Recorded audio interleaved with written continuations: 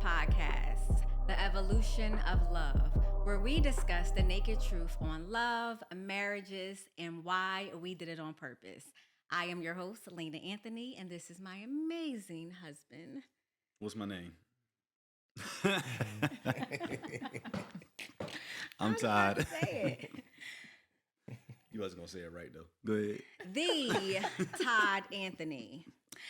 I am excited about this episode because we are talking marriage and therapy, and we have our amazing sister and brother on this episode, Judy Johnson and Pierre Johnson. We're not sisters and brothers, though. No, they're not.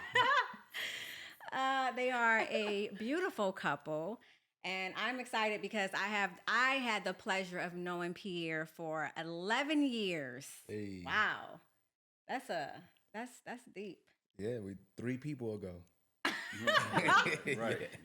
That's hilarious. Yeah, we got some history. We'll talk about that. And his amazing wife, who also became my best friend. You know, he's no longer my best friend. I snatched you up. It's a cold world, man. But I'm excited because this episode, we're going to dive deep and talk about marriage and therapy. And, you know, we've been married 6 years. We've been together for 10.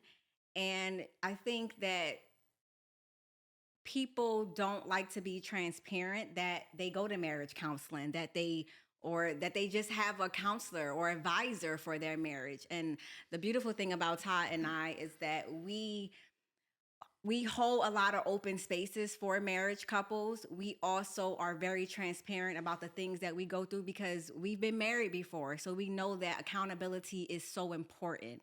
And so today we get to talk about this with a couple that we've actually had the opportunity to advise or help. I'm sorry. Pause real quick. Just pause.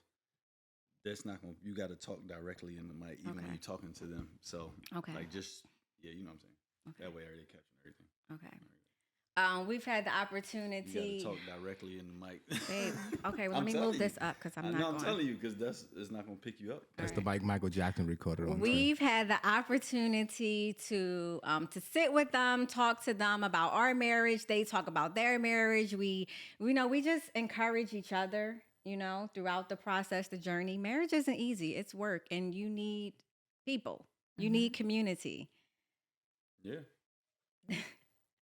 So where we starting? Not I gotta get my phone for the questions, Lord. Oh, so I want to talk about how you go from. Let's talk about this for a moment. Like, how do you go from a wedding to this love, this pure bliss, to the journey of just being in that honeymoon stage for, whether it's months or years, to now sitting on the opposite side with a therapist or a counselor? Like, how does that? Well, I'll share that we've been married 7 years. Going on 8 next week.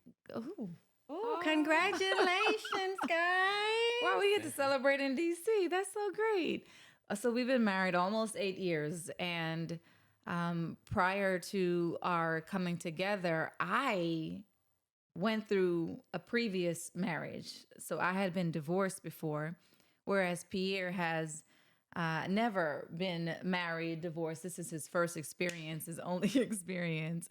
And so when... Did he roll? Did his eyes wide open? I mean, because you made it seem like he was a guinea pig assignment. Like, this is only experience. That's what it's been. A guinea, guinea pig.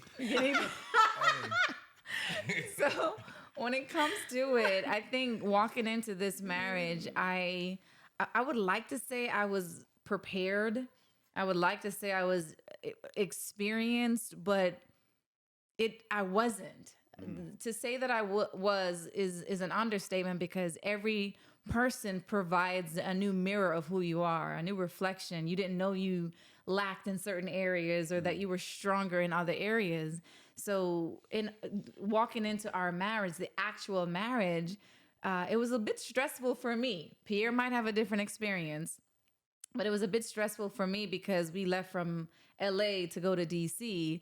And that alone was like, I'm trying too hard to please the family. I'm trying too hard to make sure that they were accommodated, and that for me, the levels, I didn't get to enjoy the leading into that moment.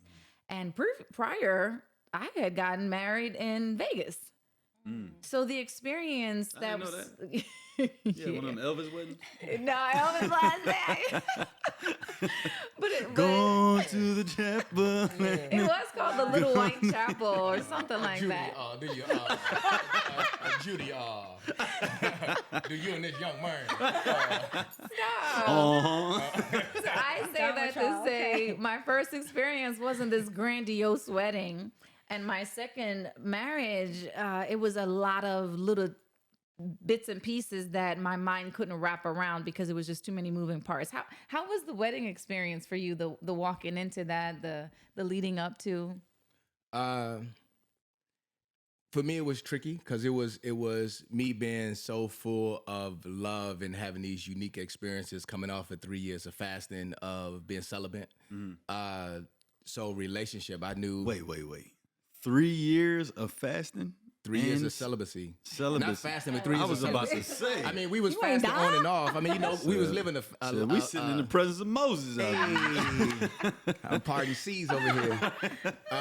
Literally. I mean, we were living a lifestyle of fasting, just, like how we were That doing went anyway. over P's head. Yeah. I'm here with y'all too. But we were already living a lifestyle of fasting, of course, with, just being in church and things of that nature. But Discipline. I did 3 years celibacy. Right. And going into a relationship for myself, like I knew I didn't really have a lot of leeway to do other things except for go towards marriage. In that, getting married, we had family.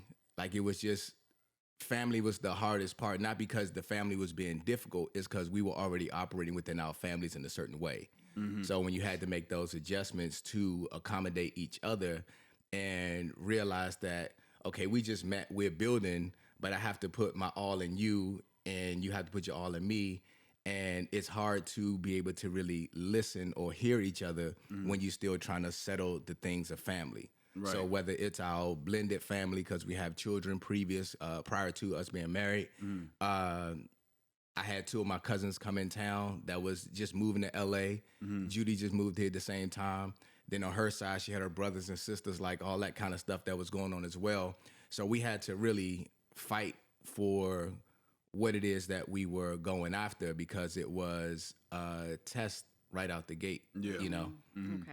Yeah, people kept saying, "Are you pregnant? Why are you trying to get married so fast?" I was like, "I'm not pregnant. I'm not pregnant. I'm in love. I'm just moving." I was like, "What am I waiting for in terms of in terms of the intention?" I knew what I wanted, and I knew how not to waste time. So for my family, especially being a creative or someone that's away from the house, oftentimes I realized I'm battling a mentality.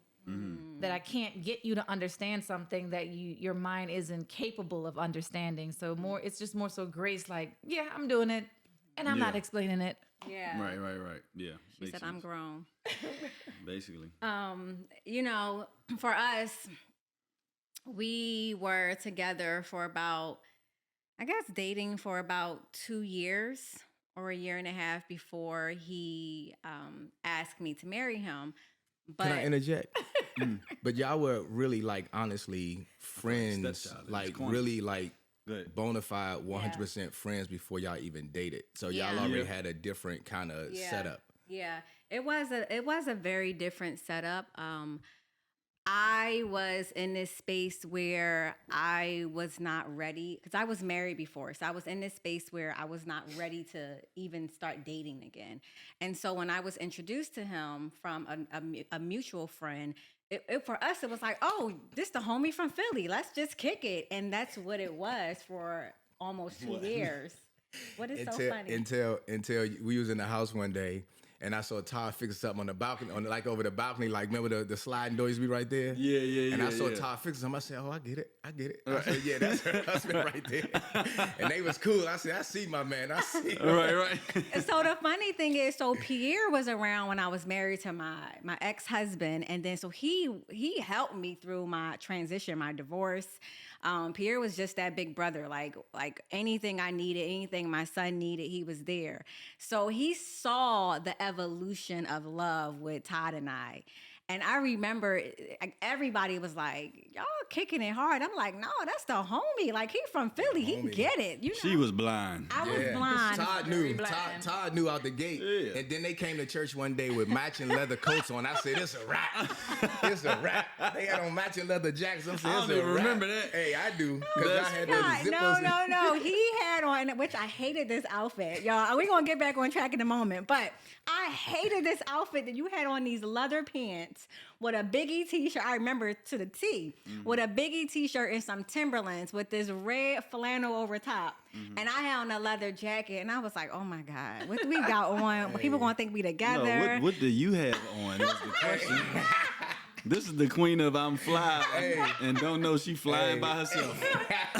Man. Listen, but that day, I remember everybody did see it. But anyway. I don't care. I was dope. Yeah. They just didn't know. Anyway, we got married. After we got married, we got married. Yes, it was pure bliss. It was still fresh, newlywed, so excited. Everything is perfect, right? Until everything is not perfect anymore. Well, go ahead. It ain't perfect. But, it's when you're newlyweds or in the beginning, it's like, you let everything slide, like nothing really fazes you until it's like, okay, you're no longer trying to be cute. You're no longer trying to wear this mask. It's like life start lifing. Stuff get real. Finances start hitting. I have a son, so it's like, wait, don't, and he was such a great father figure when he came in the picture so early. But it was like little things. If I could tell he didn't like the discipline, I was very soft. Like, wait, don't talk to him like this. Like I was just very protective. You're and so still that way. It's very protective. She don't understand this is my son now. No, and I do get it. I'm just kidding. But I had a lot of ways where it was like, and also you got to think, I was never, with my ex-husband, I was never the submissive woman.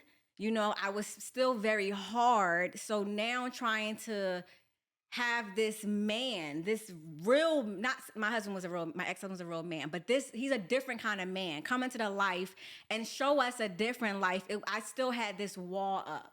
And so it was a fight. It started becoming a fight for us, which led us to, I think we need to sit down with our spiritual advisor. I think we need to sit down with maybe our friend who is a couples counselor. Because we're like, I know that we're destined for purpose. I know God put us together, but I can't get past this. This thing about you, I don't like. I love you. I'm in love with you, but I don't like you right now. And so it easily went from marital bliss to this friction, this conflict. Like, I don't know. It was times where I said to my husband, I don't know if we should be married. I don't know if we should have did it. We had those real moments. I was like, yup, you right. Shoot, I don't know. Now what you want to do? Let me tell y'all the realest moment for us, though. The realest moment was, he was like, you don't respect me the way you respect our spiritual father. And I was like, what? You tripping. No, and I'm going to prove it to you. And so he started showing like little scenarios or giving little way of things that I would do. And I'm like, you just in your head. Like, he's a father. But then he was like, but I'm a father. I am the God in this house. And I didn't understand that concept. I ain't never say I'm the God in this house. Don't put me out there like that. Hold on. Let me clear it up. What I said was, I'm the first spiritual father for you. Because that's essentially what you become for your wife. Because I'm the glory of God. You're the glory of me. Yes. And so, it had nothing to do with how she was with anybody else. It was just to get her to see the first level of respect should be for your husband before anybody else. And you are made in his image, so you are little G God in your house. Exactly. Yeah, exactly. Yeah. But for people out there, they'd be like, huh? Yeah. Thank you for clearing that up.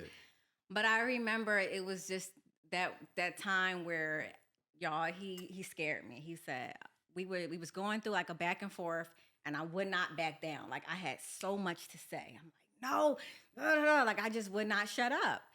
And he literally a half an hour later, and my husband doesn't argue. Like you would be arguing with yourself. He's not arguing back. He's just sitting there listening to you, and then he's quiet. He's done. He's shut down completely. But I'm like, no, you gonna hear me. Like an hour later, he said, Papa wants to see us today at 3:00. I was like, huh? Like I got so scared. Like, did you just call Daddy on me? Like what? But I remember us, I'm like, oh, I'm getting my story straight. I'm going to tell Papa, this is what he did. And people don't know who Pop. So Prophet Lovey is our spiritual father. So when we say that, that's what we mean. So use that. Yes. So we get to Prophet Lovey's house, and I'm like, hi, Papa. He's like, sit down.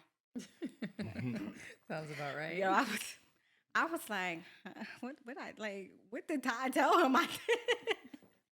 I did. No. So we sit down with him and Mama Maggie, which is his wife. And so Papa's like, tell us what's going on. And so I'm like, oh, the issue is Todd just blah, blah, blah, blah, blah. And I'm just, saying all this. And then Todd sits down and he tells the conversation or the issues in such a calm way, different from my story. And in that moment, Papa said, my daughter, you need to learn how to honor. And I just started crying because I'm like, what do you mean learn how to honor? Like, I'm honoring my husband. He's like, you're not. You're not honoring the man that God has given you. You're not honoring the leader that God has put in front of you. And for me, that was the first time I'm like, okay, I need to listen more. I need to let go of this pride, these ways that, we try to control things. We think we know it all. I never had a father figure. So Prophet Lovey was truly the first father figure that shown, let me be a father to you. Let me nurture you. Let me, counsel you. So it really felt like, wait, my husband is trying to help me, but also my father. So you need to pay attention. It was a real God moment for me. It was real. It was the first time where it got real. Like, no, I need help. And I had enough humility to say in that moment, I remember saying to my husband, like, I don't know how to do this. I don't know how to be a wife. I realized I wasn't the greatest wife of my ex-husband. And because it wasn't all his things, it was me too. But I need your help. This is still new to me.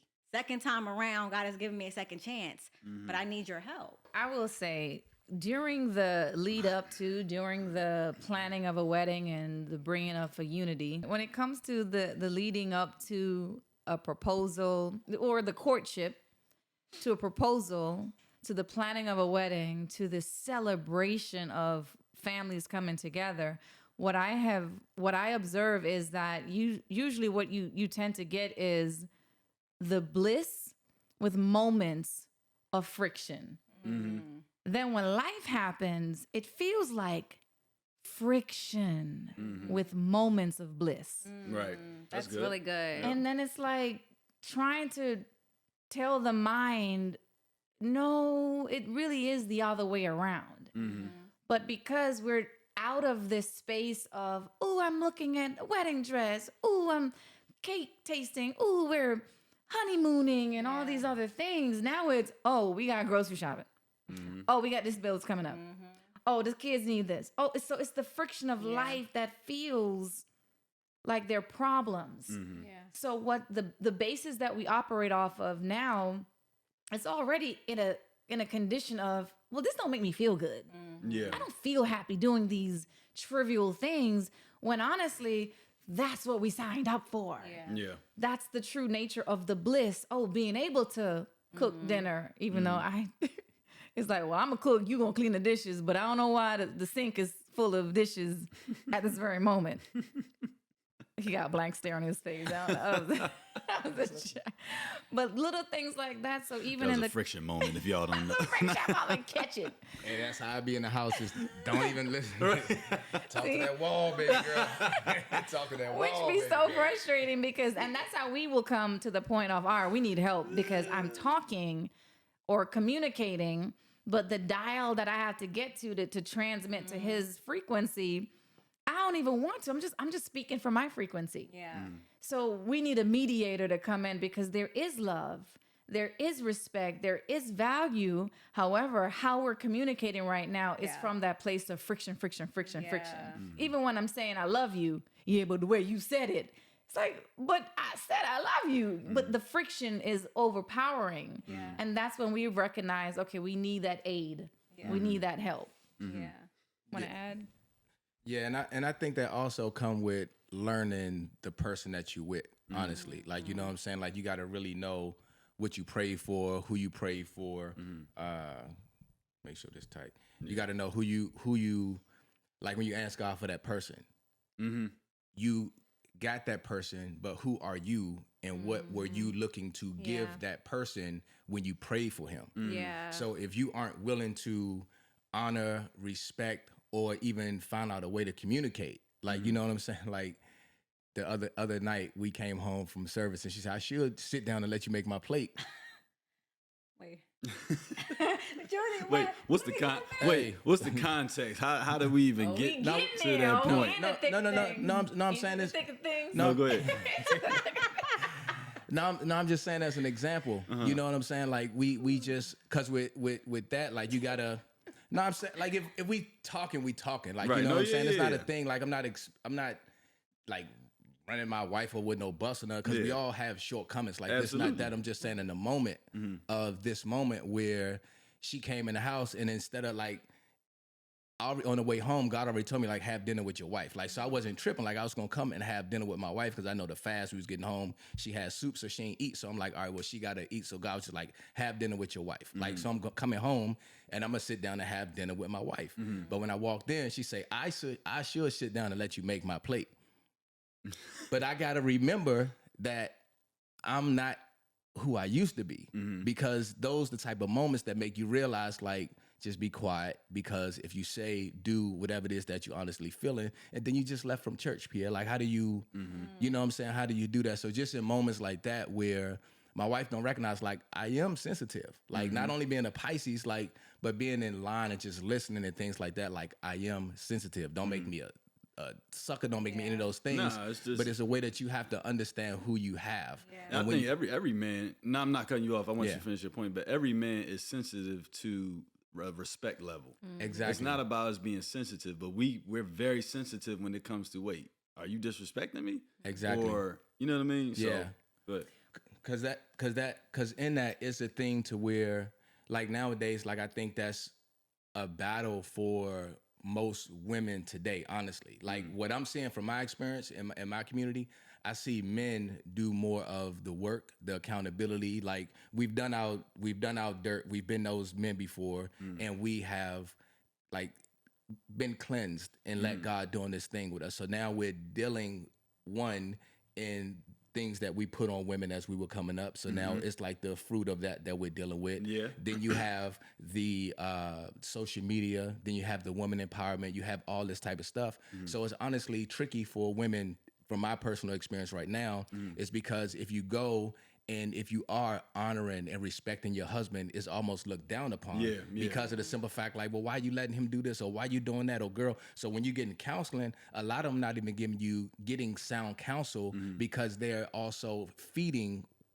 you know what I'm saying? So in that be ways of where I find empathy, that be ways where I sympathize and things of that nature. Because I also realize, like, man, one of the things that I low-key wouldn't want to be right now is a women, because men are targeting this flat out. But women are being targeted in silence that a lot of them just don't know it. And that's why a lot of our households are continuously in turmoil, or we aren't able to get to that thing or in divorce, or we aren't able to get to that space or that thing that we supposed to be doing in Christ, because of the simple fact that we still have not shaken off the fleshly things, or just been able to close the windows and the doors and just say, this is our house, this is what we're doing. It don't make a difference with nobody else doing and things of that nature, because at the end of the day, in the industry that we're in, we're praying for more responsibility, and the responsibility that comes with what we're praying for, it also comes with a great level of attack. Yeah, absolutely. That's real.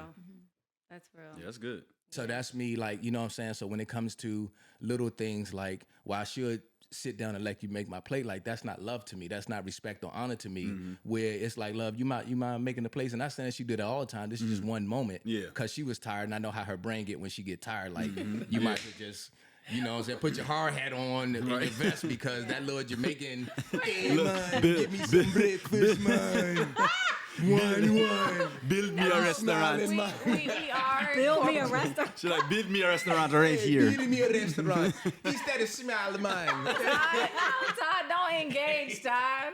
No, but I was wrong in that moment, and Pierre did point it out, and I did correct myself to say, I'm sorry. Can you make a plate? Because I had left from serving. Put your hard hat on and go deep sea diving. I had left from serving the church, and I was just, because sometimes when I fast, I am literally internal. Yeah. And sometimes I'm having a conversation with myself, and I'm just in the midst of the conversation that I was having with myself. Dog me in her head. No. and because in the fast, it's like, well, I'll come home and I'll cook and I'll make the plates. And then Pierre's job is to clean up after. And I just don't like a messy space. So, and we have a small place right now. We live in LA. We have a small place right now with a growing toddler that we feel like we live in Mateo's place, all right? There's toys everywhere. There's pots in a kitchen sink. And my thinking is, I don't want to do anything. I just want to eat. And when I said it, I was wrong in the way I said it. And it shifted him, and he did correct me, and he did say it. And I was like, no, that's not what I was trying to say. But I'm sure when I even corrected myself, I probably sounded rude. Because again, I'm in my head thinking, that's not what I'm saying. That's not what I meant. But I am hungry, so can you just make the plate? That's how she corrected herself. and Pierre, again, you got to know your mate, because my husband don't like microwaves. But there's a microwave in the house, and I'm going to use it. But Pierre don't like using it. So when I'm warming up his plate, it's like I'm cooking all over again. And I'm done. It's 2 o'clock in the morning. To that point though, again, it goes back to, because you know your husband, if you say that I respect and honor this man, then you have to adhere to that, regardless of if you like microwaves or not. A microwave is cool for you. But when it comes to him, I got to make his plate fresh off, because it's one thing, and I'm laughing because we were in right. We want fresh fish from out the ocean. Okay. No, no scuba tank. This is what I mean though, because there are things that I'm kind of like cool, but there are certain things that are like, no, that's not how I roll, and if you're not willing to step up and do that, then why did you say I do? Yeah. You know what I mean? Yeah. It's funny because this story pops in my head, because I was at Papa's house, or Prophet Lovie's house, and his thing is he cannot eat off of like styrofoam plastic. Yeah. He's like, it's just a culture thing. Yeah. Even with forks and everything. So when we were in Jamaica and we were at the airport, that's all right? we had. So we was about to eat. So we getting the forks, and he was like, they don't have no forks in the airport. I was like, no, think of this. I said, but let me go check. You know what I mean? So I went all these stores, and I'm like, yeah, it ain't no. So he's eating up the plastic fork. He's like, he's like, you just don't know. This pains me. It's like, we got to start traveling. Yeah. But it's like, having them standards is a real thing. And if it's our household, if we set the standards of our household, it sets the culture for the household, Absolutely. for the family. And if one steps out of line, then you're letting everybody else know that they can step out of line. Absolutely. And me and my wife had this conversation all the time. Like, it's not about me wanting to be, I'm not a dictator at all. And it's not about oh, well, you got to do this way. It's like, no, I already set the precedence for my household. Yeah. So now I'm giving the responsibility to you. Yeah. If I'm not in the household, you got to set the same precedence that I set. Yeah. And if you don't, then it sends a message to the kids that I don't have to listen to dad. Yeah. Absolutely. And it's like you got to see the bigger picture. Absolutely. So when it comes to things that may seem small, it's not that it's small. It's like, no, if you do exactly what I'm doing, then they know not only is it us against them, but we better come in line, because if dad finds out, then it's a problem. There's a problem. Yeah. And that's oh, my bad. No, go ahead. And like, so for me, with doing the research of food and going to the farmers market and things of that nature, like for me, like I get to feed my family, like just going to the market and being able to get cherries. Like I have whole experiences with just the simple fact that I get to have cherries from the best place, and I get to give to my family and my son. It's millions of people around the world that pray that they wish they can have a child. They wish they can have cherries. And you know what I'm saying? So for me, like I'm operating from a whole different place for me individually, is that I get to do it. So when it even comes down to something simple like warming the food up, like the food tastes so much better when I put it on the stove, because I get to give my family the best version of reheated food versus just zapping it. And I get it sometimes in the microwave, like that's cool, but just from learning and realizing that it's so much different things, that the areas where I can give my best and make sure that my family get out, because with me cooking, I'm responsible for her stomach. So that's true. The things that I'm preparing, her stomach's my responsibility. Just like same thing with my son and anybody else who's eating in my house, right? Same way when I leave out the house, if I'm not sexually, mentally, everything component, when I leave out the house, I got her heart too. Because if I make a mistake, like it's going to break her heart. It's going to hurt her heart versus, or it can damage my son. So even when I'm leaving out the house, no matter what the battle is and things of that nature, like if we arguing or if we get into it, stuff like that, I still have to leave out and make sure that I'm conscious of what I'm doing. Never let my emotions or feelings or what the moment be get the best of me. Because now I still have to bring the best me back home. Because whether she know it or not, whether Mateo know it or not, when I leave, I also know that I'm responsible for her heart. You know what's beautiful about what you guys both said is that what I'm learning from just having a spiritual father who is a great mentor and marriage counselor, and just through all of our journey and process of just bettering ourselves in this marriage, being a better wife, him being a better husband, being a better mother, is understanding that I think the problem is, and I'm not putting this on people, but society is so focused on roles. But if we look at the way that God has created us, we should be focused on not roles, but on purpose. And so, like you said, you bringing home the food for your wife to cook. That's what men did back in the day, and that's your job is to. The men's job is to be the source. They go and bring the food, bring the money, they go and work, right? And then our job as the mother, as the wife, is the helpmate. So when you bring this to us, we have to now create it in the best loving way with high standards. The same way he labored and did all the work and sweat to bring this food home. Now our job is to now make sure that we're multiplying it in the home. And so what I learned from my husband and I, like just from the journey of just understanding, like not my role, but my purpose in this marriage. How do I be a better helper? You know, how do I be a better manager? Because I had to we had a meeting. So we do these family meetings now. And so I had a conversation with my son, my 15-year-old, and the little ones. I'm like, so Todd, my husband, your father, he is the boss of this house, right? He's the CEO of this house. I'm just a manager. You're CFO. I'm CFO, but I'm just a manager. Like, I am going to be the one managing this household. Like, he's going to lead, I'm going to manage. So really, what he says goes. What he happens. And it's my job to manage. You guys, you know what I call my children? I said, you guys are the servant leaders. You guys are the servant leaders. My son was like, huh? I said, yeah, that's because I had to really, and it wasn't like trying to create this, like, this.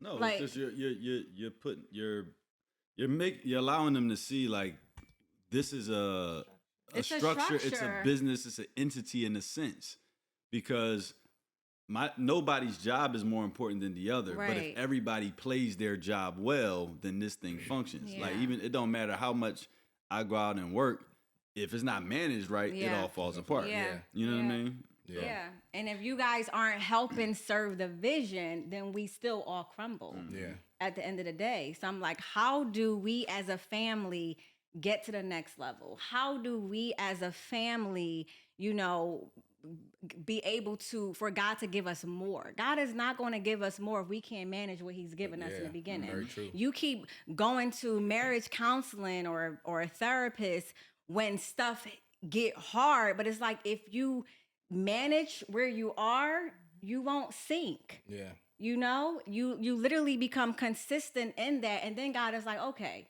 you guys got it. Now we can go to the next level. But I think a lot of times we don't, society, they stay there, and it's like you said, I'm not focused on the purpose. I'm focused on this friction right now. Yeah.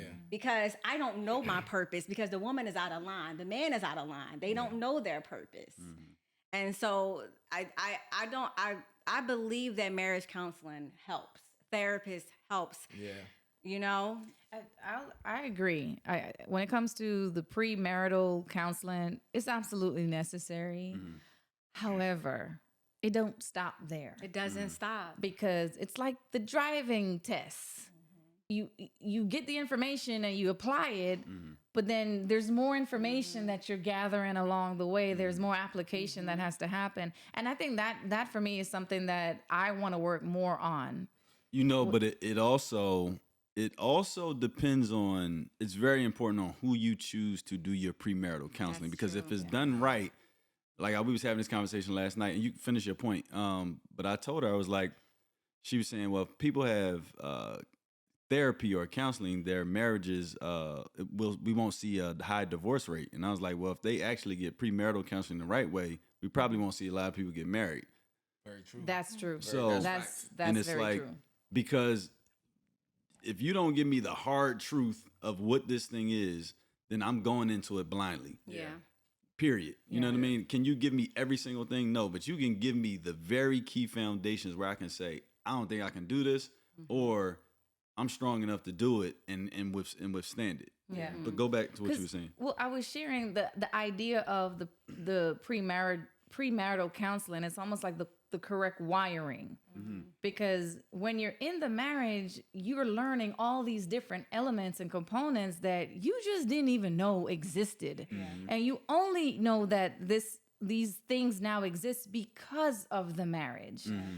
So it's almost as if you're wired a certain way that when trying to navigate through a marriage, the wiring is off. Mm-hmm. So when new information is coming to you from counseling and say, hey, try this, if the wiring isn't correct, then I don't care what you throw at it. You're going to be on autopilot in the subconscious state of, well, I'm waking up and I'm doing this and I'm doing that, as opposed to, well, no, the information that the counselor said was try this or think about these things. And it's just the motion of needing counseling. It's like you're always in need of it unless you do it correctly the first time. If you're not cultivating what's being taught, if you're not taking home the tools, the assignments, if you're not implementing it, then it's gonna always be a desperate need because you're not cultivating what the wisdom that's been granted to you, right? Mm-hmm.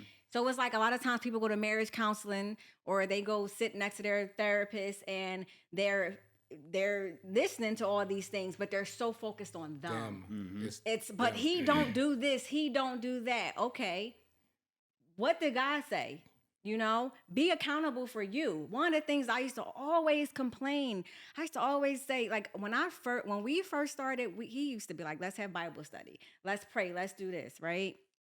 And it got to a point where we got our rhythm, we got our groove, and it wasn't it didn't become a thing where it was like we're doing it together all the time, right?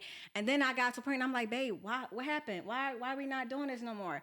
And God is like, be the example. Don't just wait for him. Yeah. Maybe it's time for you to step up. To lead, right. Yeah. It's time for you to lead in these areas because he's busy doing everything else. Yeah. So you initiate it. Yeah. So we have to be accountable for us. But in counseling, sometimes it's always one-sided. Look at how I went into Prophet Lovey's house. Yeah. But Todd did this, and this, and that. Okay, what about you? No, I'm perfect. Yeah. I'm good. He don't get me. You know what I mean? It's that pride thing, you know? Humble yourself. Yeah. You know? Because that's the thing too, like when it comes to counseling or even just in the house talking, like, because that would be our issue for a lot of times, like, because I'm internal, so I'm a deep thinker, like I'm thinking and I'm analyzing, and when the Spirit talked to me, when God talked to me, and if I go to share with her, like sometimes she ain't in that space to talk, or she just want to, like not go into that place or things of that nature, or she'll get triggered. And it's now understanding just because you are triggered don't mean that you're targeted. Like I'm not attacking you. Yeah. You know what I'm saying? Like good. That's not a thing, because even when she talked to me about certain things, like she's not targeting me, but it's triggering me because of the simple fact that we don't always want to be held accountable for certain things, or you know what I'm saying? Like when you come to tell me about if you come to tell me about me, don't just tell me everything about me and leave your side off the table, because I'm always going to be the bad guy. Yeah. You know what I'm saying? Have the same but if you analyze the situation, it's in marriage, you have to be able to have the shoe on the other foot as well. Yep. Always. If you can't do that, then it's always going to be, you're not hearing me, you're not listening to me, you're not this, you're not that, because of the simple fact, like even if it's whatever routine it is, or it's something of that nature, when you realize, like even the dishes in the sink, like our house is never dirty. I'm not neither one of us are dirty people. It's just right now, like last night it was dish in the sink, but we also have developed habits that we don't necessarily agree with. So we develop habits that I necessarily don't agree with. Me personally, right? But that's me.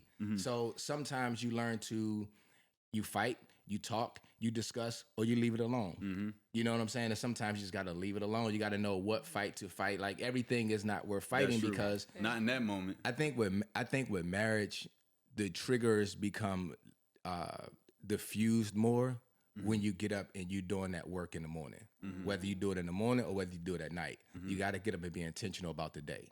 And that's on both parties. That's not just on her, not just on me. But when you get up and you start dealing with little Judy, dealing with little Pierre, and you start dealing with the ways of the world and realizing what's real and what's not real. You know what I'm saying? Because one of the biggest things about the pandemic, it made me realize that they can cut this off with a flick of an eye. Like none of this stuff is real.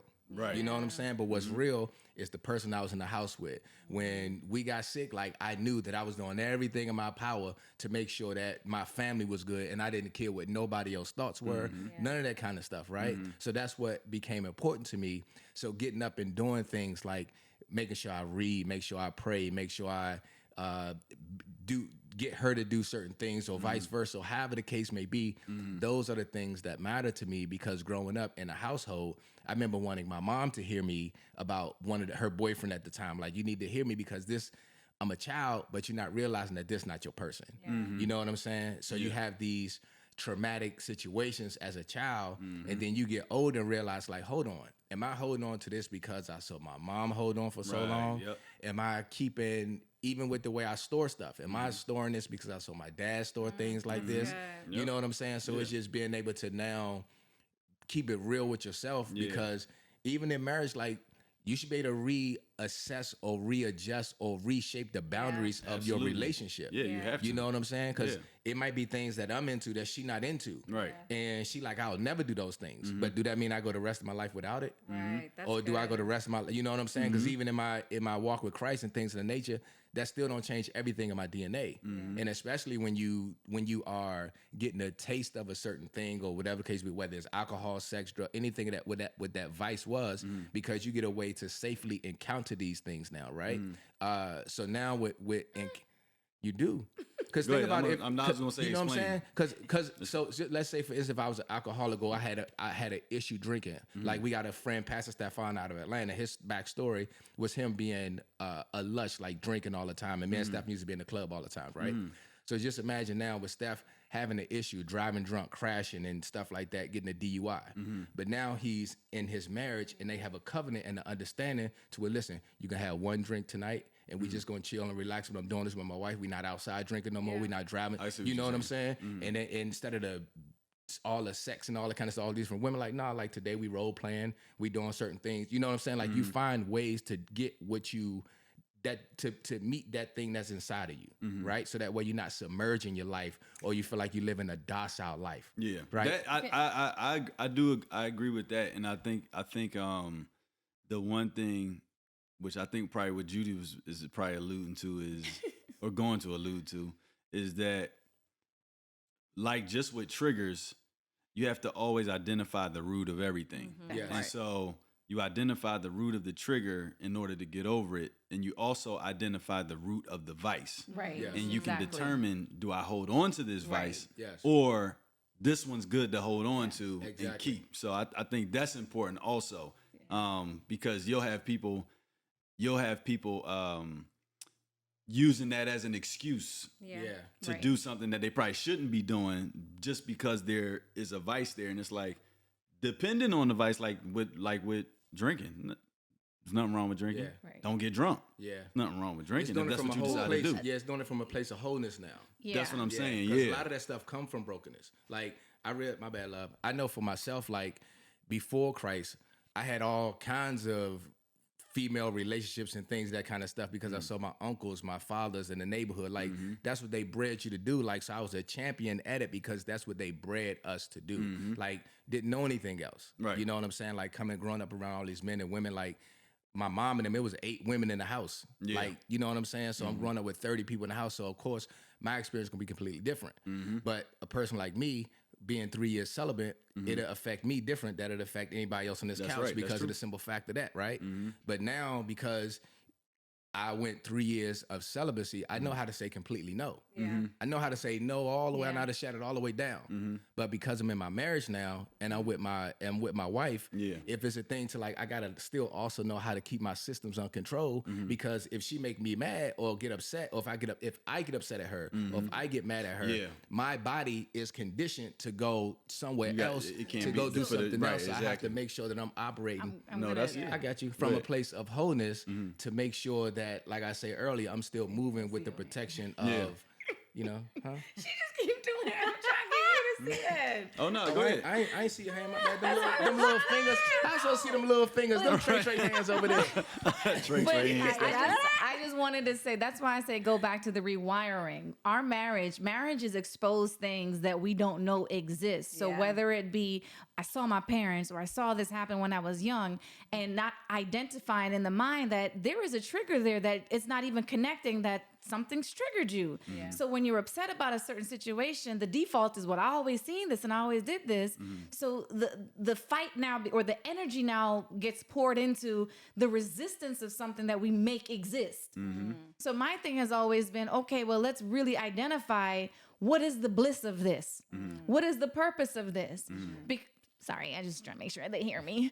What is the purpose of all of this? Because when we have that in our mind, the fight and the energy is rerouted to, well, I'm happy. I chose this. And all of the problems that come with it. These are my problems. This is what I get to solve and what I get to grow through. But without that in the mind, then it just becomes, oh, here you go again. You ain't never did this. You did that last week. What about when we first met? And it just becomes a level of energy that's being poured into these friction, as opposed to being poured into the purpose of the joy. So well, I think and I know we got to wrap up soon. But I think the key thing for all of us, in summary of all this, is, as husbands, it is our job and our duty to make sure that we are identifying all of the triggers and all of the things that we haven't dealt with within ourselves first. Because oftentimes, the things that are bothering us from our wives are a direct reflection of whatever we haven't dealt with. Mm-hmm. So once we deal with that, we can effectively and purely say, okay, wife, now I can really help you and say, listen, you probably shouldn't do this way, or we need to work on this here. Because if we don't, at least in my experience, I find out like you start to look at your wife and be like, that irritates me. But then if you look at yourself, you be like, wait, but I do the same thing. Mm-hmm. Because she starts to become a mirror of you. Yes. Mm-hmm. And so if she's doing the things that you're not crazy about, then you have to first make sure it's not within you first. Mm-hmm. And then you can effectively say, okay, now we need to work on this in order for the two to work. Because like you said, otherwise you'll constantly be at each other like, well, I don't like what you do and I don't like what you do. It's not even about that anymore. It's like, okay, what's the mirror that we want to see for ourselves? Mm-hmm. And let's work on those things. It's really that simple. But because we want to attack and fight each other, it's like, no, we in this together. Yeah. You know what I'm saying? Like if you still dealing with that and I've overcome it, I can help you. Yeah. And vice versa. Or if there's something that we both haven't dealt with, either we figure it out ourselves or we go to somebody who is better than us at it. Mm-hmm. It's that simple. Yeah. You know what I mean? And you just got to remember at the end of the day, when you marry someone, you don't marry the person, you marry their history. Mm-hmm. So are you ready to be a part of that history, breaking that history, recreating a new history, a new story, so that you're adding to it. So now it's like I may have married into generational curses, right? But I'm going to stand with my husband and break those curses so that now we can now generate generational blessings for our children's children. Yeah. And that's the journey of marriage. Yeah. That's the journey of therapy. You have to go to therapy or have advisors or friends like this, you know, moments like spaces like this, so that we can look at each other and say, Judy, we need help. Mm-hmm. Pierre, we need help, you know, vice versa. Like we got this issue and I know y'all been married for however many years. And I remember Judy was telling me y'all went through this. How did y'all get through it? How did y'all overcome it? Mm-hmm. You know, and that's how marriages heal. Yeah. The thing about me and Todd, when we first got married, God said, I'm giving both of you guys a second chance. I remember hearing God so clearly. You guys are together for purpose. Yeah. And so you are going to have these marriage panels, these marriage conferences as accountability partners. Because this time you're going to get it right. This time you're going to be an example of love and purpose. Yeah. This time generations will be restored because of this light, because of this empowerment. And so that's why we are so consistent with this is God's work. Yeah. Mm-hmm. What is it that y'all learned from y'all first experiences that y'all vowed to never do in this one? You want to go? Or do. That's a good question. Never do or do? Yeah. Okay. Go ahead. I think for me, honestly, is to I didn't know how to listen. I didn't know how to listen. Like, it's one thing having a conversation with somebody and you're so busy. You're listening because you want them to hurry up and finish so you can speak. And he always pointed that out. Like, are you listening to me to hear or are you listening to me to respond? And I really had to check myself like, oh yeah, I'm trying to get my point across. And I think that's what shifted our marriage, honestly. Like, that's what shifted me as a person, not even just in my marriage, in relationships with friends, with friendship, with especially girlfriends. Mm. You know, even in my family, seeing my sisters and my brothers and my mom like, wait. I got to love them through this way because this is not the person speaking. It's the spirit, the battles, the trauma, the hurt that they've been through. Mm-hmm. So I need to hear them, truly hear what they're saying when they're not speaking it. Seeing past the words, but seeing the hurt. And so he was just a great example of teaching me how to do that. And I didn't have my last marriage, there was no teacher student, right? And I do look at my husband, like I always tell my husband, you're the greatest teacher for me. Like, you are the perfect mirror for me because he really teaches me. He's really patient with me. And so sometimes Sometimes, yeah. Let's be honest. I'm gonna be honest too. Sometimes, but I'm grateful that. No, go ahead. I'm grateful that you are that, and I can say that in a confident way because it's more good than bad. You know what I mean? So I do. I think that's the greatest thing that I've learned from this marriage is learning how to listen, because communication is key for a marriage to be to last. You said that's the thing you would never do again? The thing I will never do is just the thing she learned. Yeah, like the thing I learned to just listen. I'm learning. It's not even I'm an expert at it. Yeah. We still have our our stuff, but I'm learning. Yeah. I'm learning to listen. The thing that I learned from the previous one that I said that I would never do in this one is to quit. So I'm either gonna die, really fighting for my marriage, or if which would never happen. But if she quit, I know I didn't quit. Yeah. Because the first one, I quit because it was just like I was young and it's like this ain't it. You know what I mean? But not realizing like you really didn't try. You know what I mean? Like really try to make it work.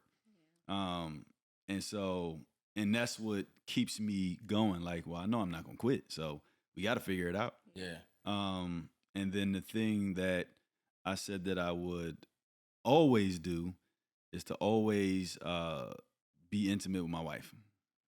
Like I don't care if we argue, we better figure it out, and let's hop right back in these sheets and you know what I'm saying? Because like for me, because in this I'm telling you, this right here is gonna help a lot of men. Yeah. I realize this. The one thing that women have to be mindful of is that you can never use that to control your husband. Yeah. Meaning, I'm not going to give, or I'm going to give at this point. When that man wants you, I don't care if y'all argue, if y'all are in the greatest of positions, you have to be able to fulfill that need. Because the moment you don't, you give the opportunity of him looking elsewhere or possibly going somewhere. Even and it has nothing to do with his lack of love for you. It has everything to do if that is a need that a man has to have. Yeah. And in my previous marriage, because there was a lack of it, not only did it attribute to me still being like addicted to porn and trying to fulfill that every time an argument or something would happen, because I knew he wasn't gonna have sex. It was like, well, I gotta get it somewhere. Yeah. You know what I mean? So it was like, well, I'm gonna either do it myself and eventually it led to me stepping out. Yeah. You know what I'm saying? It was like, now I know this time around, it's like, not only is that not a thing for me as far as porn and all that, but I recognize, like, even if I feel an inkling of, me and my wife ain't, we need to. It's been 5 minutes. Yeah. Yeah. I think it's 4.5, isn't it? You know what I'm saying? Look, it's been the whole day. Yeah. Nah, but no, seriously though, it's like, I learned that because that first one, that was a big thing. And at first you think, well, why am I doing too much? And it's like, no. You know what I'm saying? Like that's what we're here for. Yeah. Not just to have sex with each other, but we're here to be intimate in many ways with each other. But for a man, that is important. I learned, guys, that love is giving. It's so hard. Not the Ayan Levin voice. But when you love, you just give. So you can't give no more. But it's given as it's given unto you, though. Yeah. Exactly. Like this man just climbed on the roof. Like literally. You owe me. You know what I'm saying? That's right after this episode. All right. I think we need a part 2. Yeah. Because this conversation is really good. Yeah. I want you guys to answer this question for yourselves as well. But I do think that we need to have a part 2 of this. Absolutely. Okay. Yeah, absolutely. So you guys can answer the question. She had a yeah. Then maybe he can just his experience. When it comes to, because I was very young when I was previously married, so what I want to work on and what I want to do is what you learned from Yeah, from the first one, yeah. Right, because in the previous marriage, I wasn't really present. I was just like there. I was there because I trusted the leadership, but not realizing there was a lot of deception happening. So it was it's more of being present and in my contributions, making certain that I am contributing everything that I have to contribute, whether it be me working, the spiritual growth, the inputs, every part of me that I have to offer. I want to make sure that I'm offering because, like you said, we're going to succeed because I'm offering. And if we fail, I will still feel confident that I offered everything that there was to offer. And that's what I want to do. What I took away from not doing is, in the same vein, the same thing, just being a part of everything. Making certain that my fingerprint is on everything. I know Pierre is back there rolling his eyes, no, probably. He's, not. He's actually not. Okay. See, you got to know your. Come on, man. No, because Judy, it popped in my head. No, Judy, after this episode, y'all better go home and put Mateo down for a nap and get the going. We gonna be Mile High Club. Is that what you call it when you're in the airplane? Yeah, the Mile High Club. Mile High Club. Yeah, yeah. Club. Delta, look away. Too, as soon as you land. No, but I only said that because I remember him saying, make sure your name is on this. Make sure you're present and your name is on this. And I think what it is just being able to communicate. What does that look like for me? And how can I contribute? Because I don't want to say, here are the apples that I have to offer when he's looking for oranges. Like I want to be able to say, well, I'm going to give you what I got, but let me see how I can get what you need as well. Yeah. So those things. That's good. Yeah. And for myself, talking to the